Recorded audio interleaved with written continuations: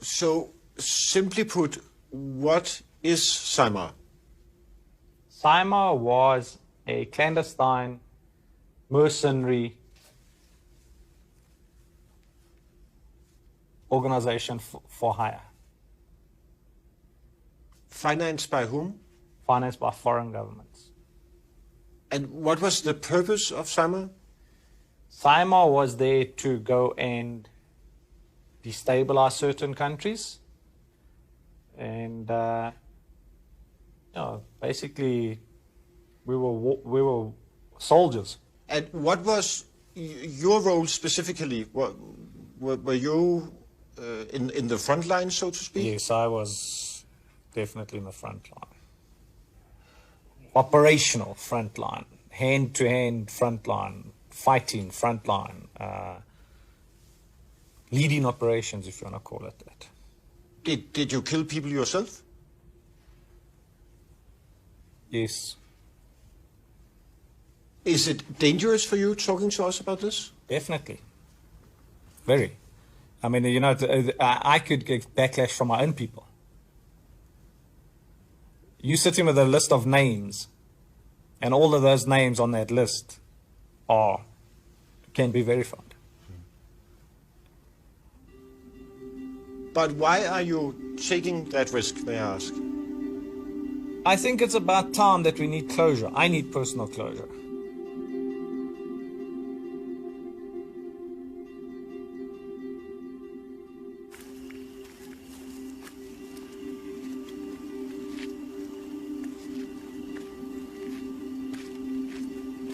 Basically, this is operational headquarters for SAIMR.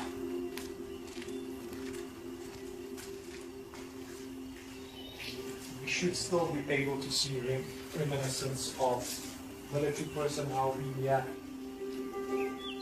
For example, well, we can go. There's the barracks down that side. How many people did it involve, SAIMR? Anything from 5,000 people upwards. That many? That many. So SAIMR was a big organization. And what kind of operations were you doing? Well, it was clandestine operations. We were involved in coups, taking over countries for other leaders. We were involved in Mozambique, spreading the AIDS virus through medical conditions. We were involved in Angola with Dr. Jonas Savimbi for various operations. We gave military support. So people were killed during these operations? Oh, definitely. You mentioned Jørgen, can we I just do the question again, and then you can pop in. Yeah. You mentioned actively spreading AIDS? There was a unit in from SAIMR that one of the things was that we went into African countries. And how was that done exactly? Through inoculation. Through vaccines? Yeah, through vaccines. Pretending to inoculate people and that type of thing. The idea being to kill black people? Yeah, to eradicate black people. You must understand the concept was that AIDS was a killer. It was incurable at that point in time. So it was led to believe that if you infected people, it was the quick, non-militaristic approach to eliminate black people. And that is something you know for a fact, that AIDS was actively being spread to other countries? Yes, to African countries. We were at war. Black people in South Africa were the enemy. But so it was about white supremacy? Definitely. Definitely trying to retain the white supremacy on the African continent. He had the one in Thokoza, he had the one in Alex. Yes. If I'm not mistaken, it was on the West Rand. So, and these were research facilities for them to inject people with a solution to see that they prevented AIDS in it. In the meantime, they were injecting people with AIDS. And he was only working on black people in these clinics? Yes, yeah.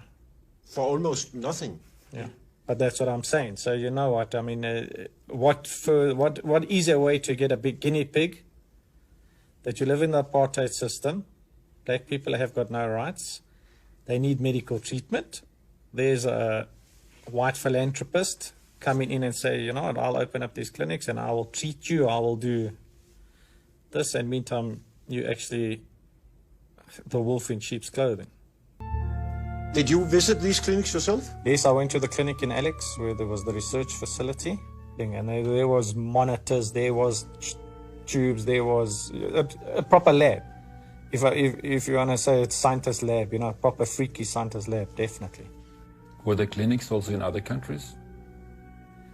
Well, look, I know personally that I know of, our base of operations for this project was in Mozambique.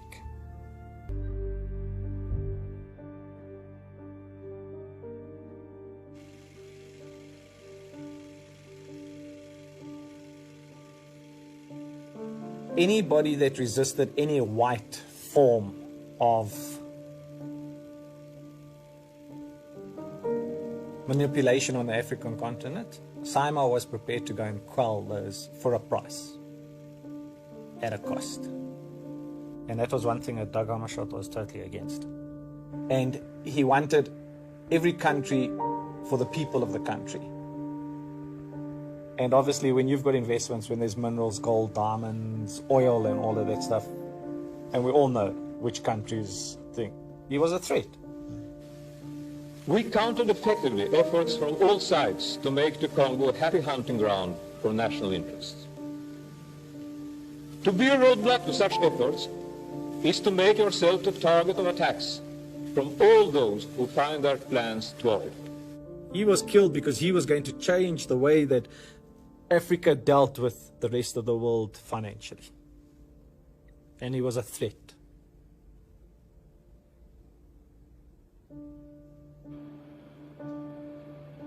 And who's got the most to lose? Corporate business worldwide. People are greedy. People want what others have got and they don't want to pay for it. That's why they come to Africa. Because Africa seemed to be easy in third world. And now Africa's starting to fight back. And I think it would have happened 30 years ago, 40 years ago, if Doug Hammarskjöld had his way.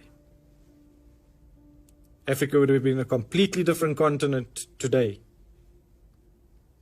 if Doug Hammarskjöld was allowed to live and follow through on his mandate.